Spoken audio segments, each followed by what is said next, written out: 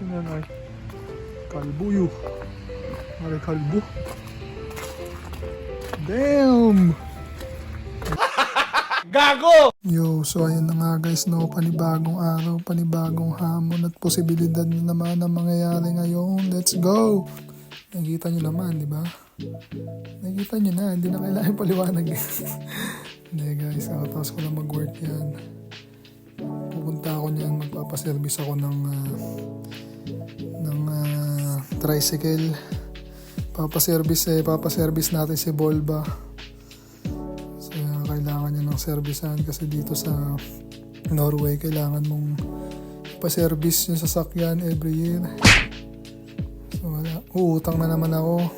Taragis talaga. Pero, yeah, kailangan yan eh. Yan talaga, ang buhay. Naputol yan kaya hindi ko na nasabi na service kaya bino-voicemail ko na lang. So, yep. Pupunta ako dyan. What? Pupunta na ako sa Philippines. Papaservice ko yung Volvo ko. Let's go! Yes guys, nandito na ako sa may service. Pa-service ko na yung Volvo ko. Sino yan ay? Oh kalbo yun. Ay, kalbo. Damn! Pasok na ako. 2,000 years later. Damn man, nireject nila yung sasakyan ko. Yan, mali pala yung pinuntahan ko. Siniservice lang daw nila yung mga Jaguar at saka yung Range Rover. Wow! Doon daw sa sa push ground yung Volvo eh. Ayun eh. Hindi ko naman nakita. So yan, pupunta tayo doon. Baka nakarma ako. Kasi yung kalbo eh. Pero yes main, ulit doon. Sa push ground. Let's go.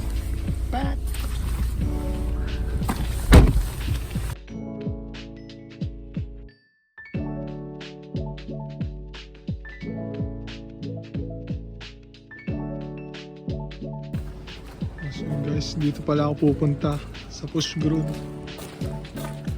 Pastrada. Magandang babae doon. Gago! 2,000 years later. At yun na nga guys, gabi na naman. Nabigla kayo kung bakit ako napunta dito, di ba? Niyaya ako ng magulang ng girlfriend ko na doon ako kain sa kanila kasi alam niya favorite ko yung munggo eh. Tsaka Friday ngayon, di ba? Typical yan sa atin mga Pilipino nakakain every Friday ng munggo. Tapos yung bahay nila. Tsaka hindi ko na naano yung vlog kaganina sa anong tawag dito sa service ni Volvo. Pero chinek ko, winan nila yung presyo sa akin. Grabe na shock ako. Pero yeah. Susunod na lang ulit. Yan, nag-doorbell ako dyan. Tapos, tingnan mo naman yung view. Napakaganda dyan pag summer guys. Kaya let's go. Anong ulam natin tita?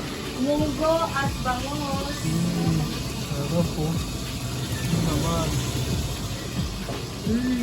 2,000 years later. Hi guys, yun na nga no. Kakataas ko lang kumain. Grabe, ang sarap ng lutong ulam ni tita, yung munggo. Grabe, sobrang sarap. Napalabas na lang ako at binidyuhan ko yung view. Huwag niyong kalimutan mag-subscribe, comment, i-share niyo sa Facebook kung gusto niyo akong mag-bang. I love you. Mwah.